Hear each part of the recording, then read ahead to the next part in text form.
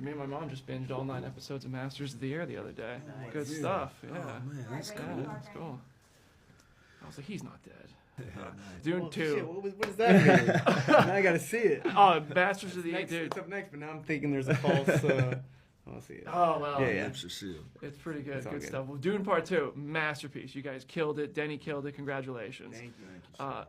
I'm going to come to you first because Oh. that riding a worm sequence, I imagine Mhm. everybody wants to talk about this in Yeah. some way, but it's a scene where I'm like, man, there's no way the main character is about to get killed off early in the film, Mhm. but it feels so real and you're so Yeah. immersed in it. Yeah. It's like, actually, maybe. Yeah. So I'd love to hear about how did you guys kind of walk that line, push it up to that line, and were you getting blasted with sand the whole time? I was getting blasted with sand the whole time with a huge industrial fan. I was right in my face, but yeah, I love how you put it. I think it's important that the stakes feel high there. I think they are sincerely high. Even like Reverend Mother Mohiam would say, there's the potential that he's the one. It's not a definite thing. He still has so much to learn. As she says in the first movie, that's why I love this introduction of Faye Rout, this character, because we see it's not a predestined. It's not Neo from the Matrix. You know, it's there's real mortal possibility here. So I love shooting it, and they built a little slab of the worm, of the actual worm, and the rest was superimposed, and it was insane. Yeah, and uncontrollably violent. You know, the rig.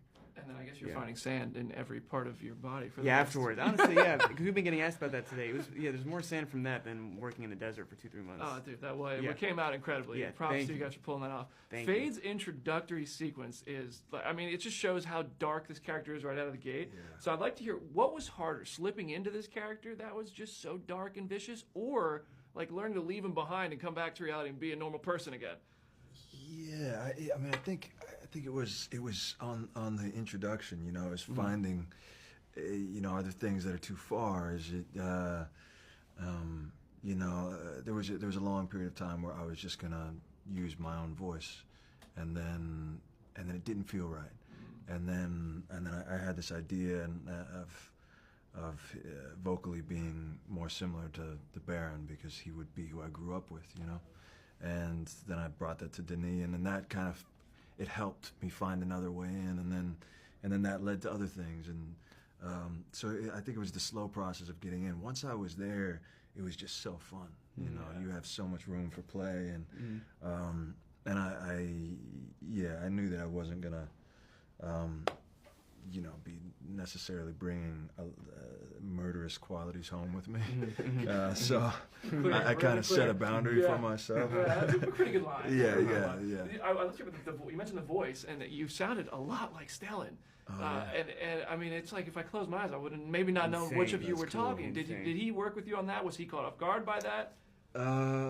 I didn't tell him I was gonna do that, actually. So and there was a moment the other day actually where he said, "I never asked you how did you sound like me?" So I said, I listen to a ton of him talking, and I have an amazing dialect coach named Tim Monach, who I worked with and who Timothy knows very well, and so we worked a lot.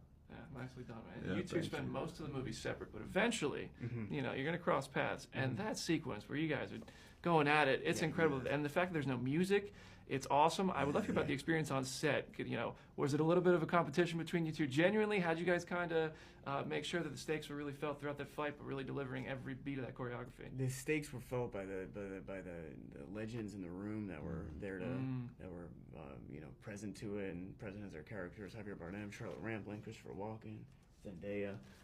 Beyond that, I don't think competitive is the right word as much as committed, and that it was a sort of a dance that we had down, and a lot of trust and understanding where we had to move. But then on the day, and then the couple long takes we had to do it, you know, going as hard as possible, because we only had a couple times to get it, and why hold back when telling a story of this caliber and working with Denis. That's incredible. Can I ask you one last question? Okay, cool. All right, figured. Oh, man. No Thank worries. you. Thanks, guys. Thank I'm you. gonna be. Nice to meet I'm you. gonna lose sleep over that. Yeah. I'm gonna